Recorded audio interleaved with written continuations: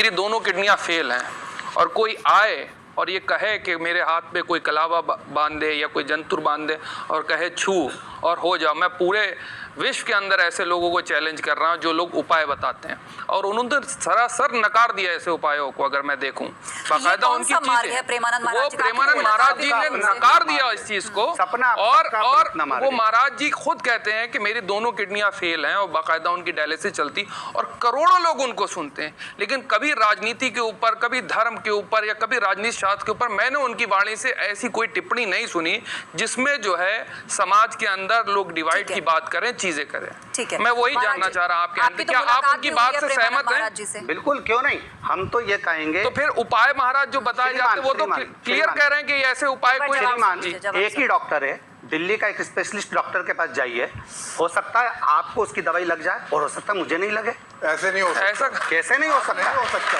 ये तो हो गलत बात। अरे डायग्नोसिस अलग हो सकता है। अब देखिए, यही तो भ्रम फैलाना होता है। ना पाखंड के आप देखिए, आप शिव पुराण की बात करिए, बहुत अच्छी है, आपकी बातें बहुत अच्छी है।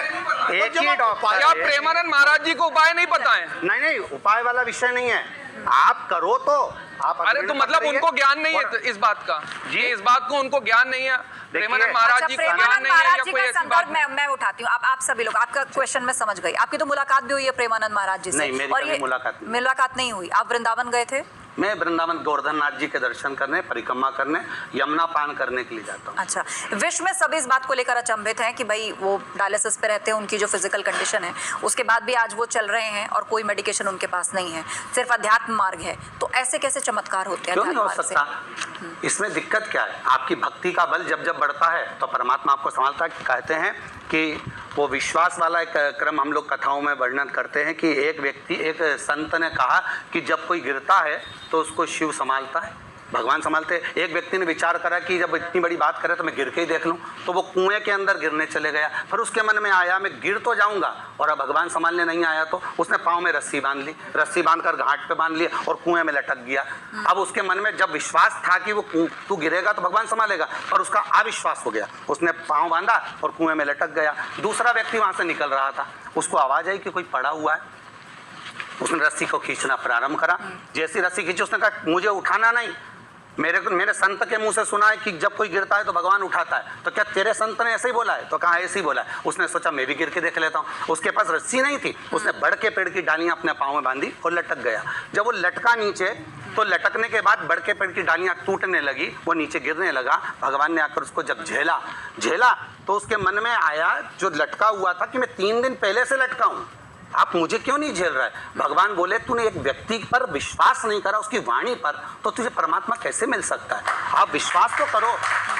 विश्वास करोगे तो मीरा भी द्वारकाधीश के हाथ में समा जाती है, चैतन्य महाप्रभु भी जगन्नाथ में समा जाते हैं, रामकृष्ण परमहंस जगदम्बा में समा जाते हैं, तुकाराम जी हरि विठ्ठल में समा जाते हैं। शरीर ही नहीं मिलता, विश्वास होगा तो ही तो मूर्ति में समाये होंगे। तो विश्वास का बल बड़ा प्रबल होगा। कुछ ऐसा वर्णन है कि किसी की किडनी भी ठीक हो जाए, जैसे इन्होंने बहुत वैलिड पॉइंट उठाया, क्यों नहीं? वो अगर कुछ करे कि किडनी ठीक हो जाए, एक सारी समस्या का हल एक लोटा जल। और दूसरा, चाइना में 80% लोग रिलीजन को बिलीव नहीं करते। चाइना का एक ही है, वहां पे 80% लोग रिलीजन में विश्वास नहीं करते, भगवान में, वो सिर्फ कर्मों में विश्वास करते हैं। हम भी करते हैं। अमेरिका में 65% लोग हैं जो भगवान पे विश्वास नहीं करते। अब सवाल ये है, ये जो देश है जो भगवान पे विश्वास नहीं करते, ये आगे क्यों निकल रहे हैं? और मैं आपको एक और चीज बता दूं, फिर आप प्लीज बताइएगा। यूरोप में जो कंट्रीज हैं जो भगवान पे विश्वास करती हैं वो सबसे पीछे हैं, और जो विश्वास नहीं करती वो आगे हैं। ये इसके पीछे आपके हिसाब से क्या कारण होगा? क्या इसको अध्यात्म से जोड़ना सही होगा कि वो विकसित क्यों है और हम विकासशील क्यों हैं? ये आपकी सोच हो सकती है कि जो कंट्री भगवान को मान रही है वो पीछे जा रही है। ये आपकी सोच है कि जो कंट्री भगवान को मान रही है वो पीछे हट रही है, आपकी सोच हो सकती है। पर हमारी सोच